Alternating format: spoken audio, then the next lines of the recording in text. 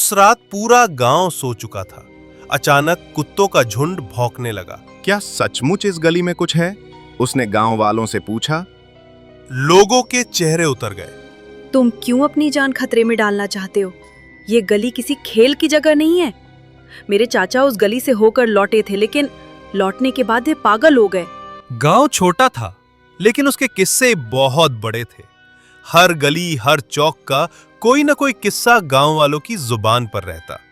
मगर उनमें सबसे डरावना जिक्र था गांव की तीसरी गली का। लोग कहते थे कि ये गली दिन में तो सामान्य लगती है, लेकिन रात होते ही यहां अजीब घटनाएं घटने लगती हैं। वहां से गुजरने वाले अक्सर दावा करते कि उन्होंने किसी की परछाई देखी, किसी की आहट सुनी, लेकिन वहां कोई इंसान मौजूद नहीं था। उस रात पूरा गांव सो चुका था। अचानक कुत्तों का झुंड भौंकने लगा। दूर खेतों से आती हवा में किसी के कराहने की धीमी आवाज भी घुली हुई थी। इसी समय गांव के बाहर से आया एक युवक, राघव, चौपाल पर बैठा था। क्या सचमुच इस गली में कुछ है? उसने गांव वालों से पूछा। लोगों के चेहरे उतर गए। बेटा, सवाल मत कर। यह जगह अपशगुन है। जिसने भी रात को वहां जाने की कोशिश की, वो लौटकर सामान्य नहीं आया। गांव में रहने वाली लड़की सुमन भी वहीं खड़ी थी। उसकी आंखों में डर साफ झलक रहा था। तुम क्यों अपनी जान खतरे में डालना चाहते हो? ये गली किसी खेल की जगह नहीं है। मेरे चाचा उस गली से होकर लौटे थे, लेकिन लौटने के बाद वे पागल हो गए। हर वक्त कहते रहते कि कोई उनका पीछा कर रहा है। डर दिमाग का भ्रम है सुमन। अगर वहां सचमुच कुछ है तो आज मैं उसका सामना करूंगा। सुमन ने उसका हाथ पकड़ लिया। राघव, प्लीज मत जाओ। लेकिन राघव अपनी जिद पर अड़ा रहा। रात के 12:30 बजे आसमान पर बादल छाए थे। चांद बार बार छिप रहा था। राघव ने हाथ में टॉर्च ली और सुमन को साथ लेकर तीसरी गली में उतर पड़ा। गली बेहद संकरी थी। दोनों तरफ ऊंची ऊंची दीवारें थीं, जिन पर नमी और काई जमी हुई थी। राघव, मुझे अच्छा नहीं लग रहा। कुछ गड़बड़ है? राघव ने मुस्कुराकर कहा। सिर्फ सन्नाटा है और कुछ नहीं।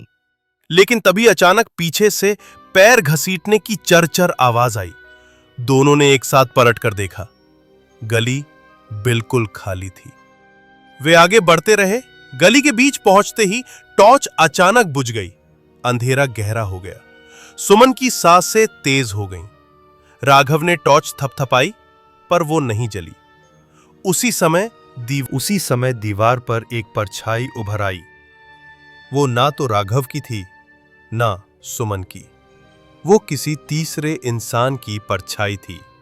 सुमन ने घबराकर चीख दी। ये कौन है? राघव ने हिम्मत जुटाकर जोर से कहा। कौन है वहां? सामने आओ।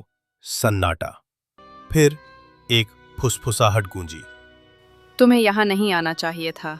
सुमन डर के मारे रोने लगी। उसने राघव का हाथ कसकर पकड़ लिया, लेकिन तभी उसे एहसास हुआ वो हाथ राघव का नहीं था। वो किसी अजनबी का हाथ था, जो बर्फ की तरह ठंडा था। सुमन चीख उठी और पीछे हट गई। उसी पल टॉर्च जल उठी और उसने देखा कि राघव गायब था। अब गली में सिर्फ सुमन खड़ी थी, लेकिन दीवार पर 2 परछाइयां थीं। सुमन कांपते हुए बोली, ये कैसे हो सकता है? मैं तो अकेली हूं। तभी हवा का तेज झोंका आया और परछाई धीरे धीरे उसकी तरफ बढ़ने लगी। सुमन चीखती हुई गली से बाहर भागी। सुबह गांव वाले तीसरी गली में गए। दीवार पर खून जैसे धब्बे थे और नाखूनों से खुरचे गए निशान। राघव का कोई पता नहीं चला। लोगों का कहना था कि उसकी आत्मा अब उसी गली में कैद हो गई है। आज भी जो कोई रात को तीसरी गली से गुजरता है, वो देखता है कि वहां 2 परछाइयां दिखाई देती हैं, भले ही गली बिल्कुल खाली क्यों ना हो। सुमन आज भी जिंदा है, लेकिन उसने कसम खाई है कि वो कभी तीसरी गली में कदम नहीं रखेगी।